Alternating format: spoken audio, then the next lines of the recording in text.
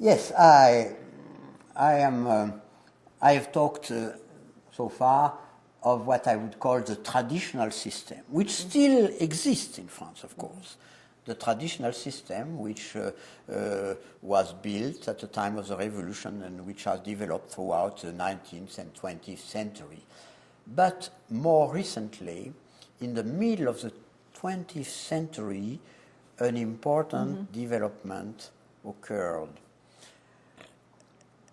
Because now, civil liberties are embodied in the Constitution, and we have a body, an organ.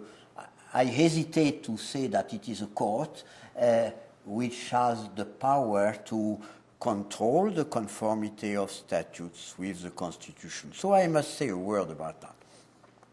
You asked me, why did this change happen? I will say that was a direct consequence of World War II. Because World War II had shown the danger of political systems which did not pay tribute to civil liberties. So that when a new constitution was drafted in France in 1946, this constitution, for the first time in our history, contained a preamble.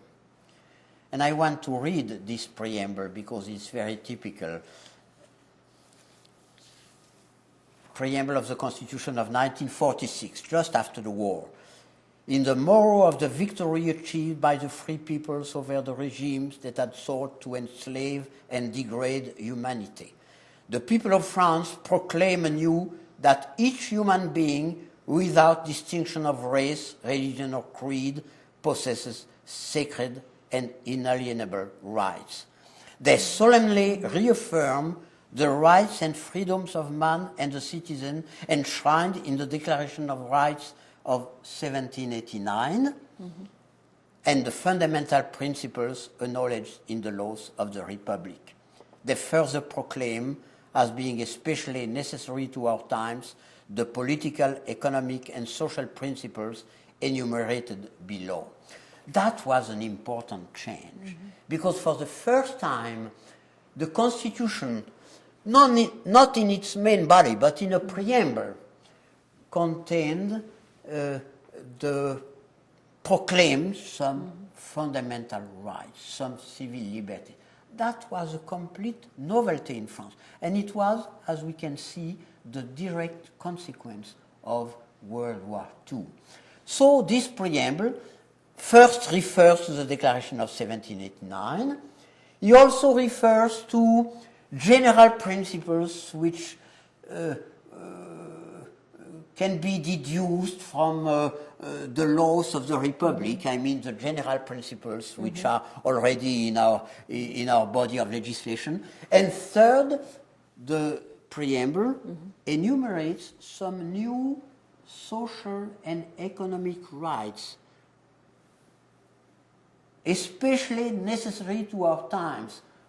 Right to strike, right to form or join labor unions, right for workers to participate in the management of the enterprise, and so on. I'm a labor lawyer, that's why I'm dealing mostly with those labor law rights. But there were also rights to welfare, rights to health, rights to education, and so on. So this is typical of a new welfare state. Of course, it was impossible to imagine that 2 centuries ago, but now this has become very important. So those rights are now expressly, explicitly enshrined in the preamble of the Constitution. This raises a problem. What is the legal value of this preamble?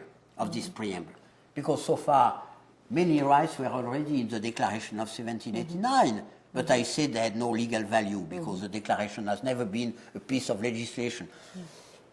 So was this preamble to have more authority, more legal value? That was matter to debate. Some people claim that it was part of the Constitution, that it had constitutional force. Some other people thought that it was just one more general, solemn declaration and so on. But anyway, the debate was mostly an academic debate, because anyway, even though you thought that the preamble had legal value, what was the mechanism of enforcement? There was none. We were in a sort of, I would say, pre-Marbury and Madison era. You know, between the American Revolution, the American Constitution, and the famous case, you will celebrate this year, the bicentennial also of this Marbury and Madison. The rights were in the Constitution or in the Bill of Rights. But could they be enforced by the court? Nobody knew. The problem was not solved. So when this preamble of 1946 was enacted, the rights were officially proclaimed, but there was not yet a mechanism of enforcement. And the Constitution of 1946 had not provided for such a mechanism.